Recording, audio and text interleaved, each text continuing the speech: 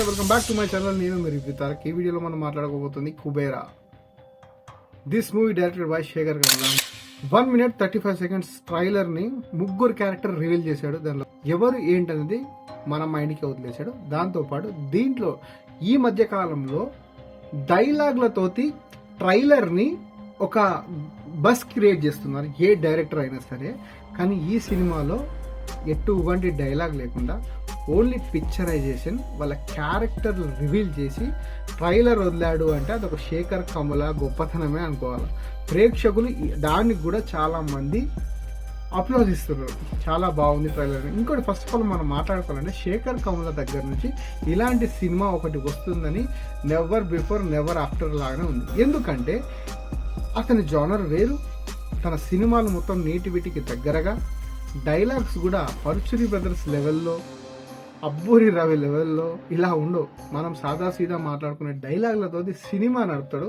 ఆ సినిమాలో ప్రతి ఒక్క క్యారెక్టర్కి ఒక సోల్ని క్రియేట్ చేస్తాడు.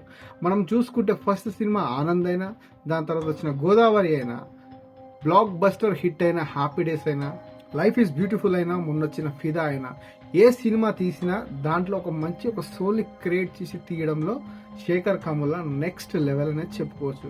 ఇప్పుడు అతని దగ్గర నుంచి వస్తున్న ఈ సినిమా ఏ జానర్ కి సంబంధించింది ఇంకా క్లారిటీ లేదు. ఎందుకంటే ఆ ట్రైలర్ కట్ లో చూస్తే రష్మి పార్ట్ వేరు, నాగ్ పార్ట్ వేరు, ధనుష్ గారి పార్ట్ వేరు. మరి ఇది థ్రిల్లర్ సినిమానా, సస్పెన్స్ హరరా ఏంటనేది మనం ఇంకొక ట్రైలర్ వచ్చేదాకైతే ఖచ్చితంగా వెయిట్ చేసి చూద్దాం.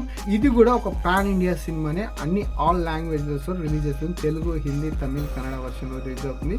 ఫస్ట్ ఆఫ్ ఆల్ ఈ సినిమా ఈ ముగ్గురు ఎవరైతే రష్మిక అయినా, నేషనల్ క్రష్ రష్మిక అయినా, కింగ్ నాగార్జున గారైనా, ధనుష్ గారైనా, వీళ్ళకంటే ఎక్కువగా శేఖర్ కమల గారికి హిట్ కావాలని కోరుకుందాం. ఎందుకంటే అతని జానర్ కాకుండా ఇంకొక జానర్ లో తీస్తున్నాడు చూడు, అది గొప్పతనం. సో ఈ సినిమా ఎప్పుడు వస్తుంది అనేది ఇంకా పూర్తి వివరాలు మీకు అప్డేట్లు ఇస్తూనే ఉంటాను. ఒకవేళ మీకు నచ్చినట్టయితే please do subscribe my channel. జై హింద్. నేను మీ రివ్యూ తారక్.